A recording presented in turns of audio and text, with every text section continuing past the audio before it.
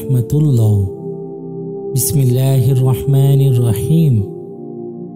Islamic unique গল্পের পক্ষ থেকে আমি আছি মোহাম্মদ নূর গনি। প্রিয় দর্শক, আজকে আমরা শুনব কিভাবে একজন মুসলমান খ্রিস্টান হয়ে জাহান্নামে চলে গেল। কোনো এক সময় মুসলমান এবং খ্রিস্টানদের মধ্যে যুদ্ধ হয়েছিল।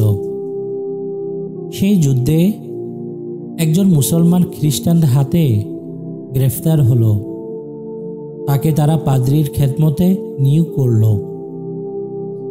সেখানে তাদের খেদমত করত, সাথে সাথে কুরআনুল কারীম তেলাওয়াত করত। পাদ্রীরা তার কুরআনুল কারীম তেলাওয়াত শুনে তারা খুবই মুগ্ধ হয়ে গেল। ধীরে ধীরে তাদের অন্তর নরম হয়ে গেল। একটি সময় গিয়ে পাদ্রীরাও ইসলাম গ্রহণ করল। সুবহানাল্লাহ। তার কিছুদিন পর সেই মুসলমান ব্যক্তির একজন খ্রিস্টান মেয়েকে পছন্দ হলো, তাই সেই মেয়েকে বিয়ে করার প্রস্তাব দিল।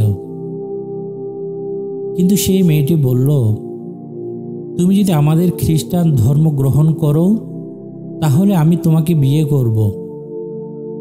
শেষ পর্যন্ত ওই মুসলমান ব্যক্তিটি খ্রিস্টান হয়ে গেল।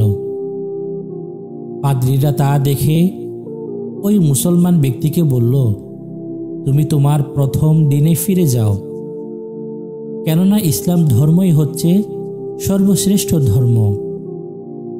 কিন্তু এই দুর্ভাগা ইসলামে ফিরে আসলো না এবং অবশেষে খ্রিস্টান অবস্থায় মৃত্যুবরণ করল।